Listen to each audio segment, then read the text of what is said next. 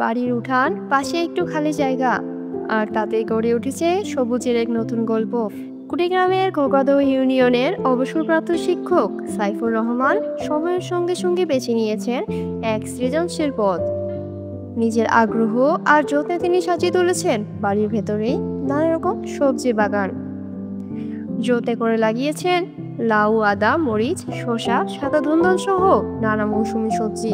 গত 23 সালের মেতে আমার হাই স্কুলের চাকরি অবসরে যায়।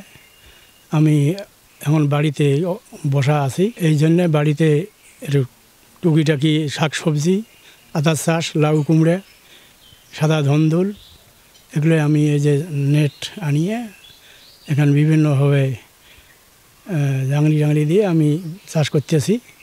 এতেই মোটামুটি দেখতেছি বেশ ফলপ্রসূ, খুব ভালো, এবং আমাকেও আনন্দ লাগে। সময়টা কাটা চলছে আমার। এখন যদি আল্লাহ দেয় বাঁচি থাকি, তার পরবর্তীতে আমি ব্যাপকভাবে বাইরে চাষ করব বলে মনে করি আর কি। পরিবারের প্রতিদিনের রান্নায় কাজে আসে ঘরোয়া ফলন। কোনো কিছু বাড়তি হলে ভাগ করে দেন প্রতিবেশীদেরও। প্রতিবেশীরা জানান, তার এই উদ্যোগ দেখে আমরা উৎসাহিত হয়েছি। অল্প জায়গায় যে কিছু করা যায় সেটা চোখে আঙ্গুল দিয়ে দেখিয়ে দিচ্ছেন তিনি। আমার পাশের বাসা, আমার সম্পর্কে জ্যাঠো হয়, ওনার বাসাতে আসলাম। আমি এসে দেখলাম আসলে খুব চমৎকারভাবে এখানে সবজি চাষ করেছে, ন্যাচারাল যেটা ফরমালিন মুক্ত সবজি। উনি আসলে আশপাশের যে বাড়িগুলো আছে, আশপাশের বাড়ির চাহিদা পূরণ করতেছে, প্লাস উনি ওনার যে সংসারের চাহিদাগুলো সেগুলো পূরণ করতেছে সবজি দিয়ে।